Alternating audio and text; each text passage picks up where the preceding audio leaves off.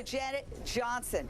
Here's my question. It seems that the judge and the defense team pretty much despise each other.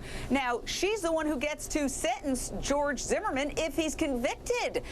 Could that be the basis for an appeal since they've exchanged such harsh words? If she does throw the book at the defendant, if he's convicted, could he turn around and say, look, she hates me? Well, yeah, I mean, she seems to hate Don West. I don't know if she hates George Zimmerman, but as a Florida defense attorney with 10-20 life, there isn't that much discretion that the judge can do, but there would be an appeal. And I think what would be probably successful for the defense is the judgment of acquittal that was denied. I think that would get reversed on appeal anyway, and it would all come back. So she may throw the book, but it may not matter in the end. Wendy Murphy, here's what I think a lot of people are wondering about. Because there are these two possibilities, murder to a manslaughter, could the jury decide, well, we're going to give a compromise verdict, we're going to give manslaughter, and regard it in their minds as a slap on the wrist, having no idea that with manslaughter, you can get up to 30 years behind bars. Yeah, I've seen irrational verdicts in my day, and compromise verdicts are not uncommon, even if they make no sense. And if the jury did say guilty on manslaughter, number one, it would get flipped on appeal probably the next day because there's no evidence, period. I wouldn't buy it, even if the jury did it because they feel bad.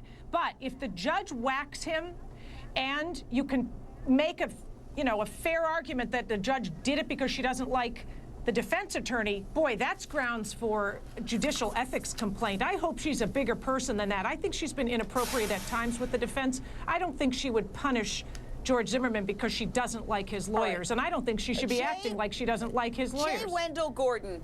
I just want you to weigh in and on both of those issues, the idea that this would be overturned on appeal if he's convicted, and the idea that maybe she could maybe throw the book at him extra hard because of the animosity between her and the defense team.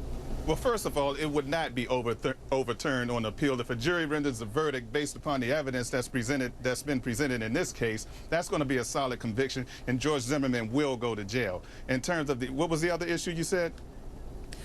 The other issue is that the jurors are in there and they have two choices, murder to or manslaughter. But they are operating with their blinders on. They don't know that manslaughter is up to 30 years behind bars. They may regard it as a slap on the wrist, as a lesser included, but it ends up being decades behind bars, possibly.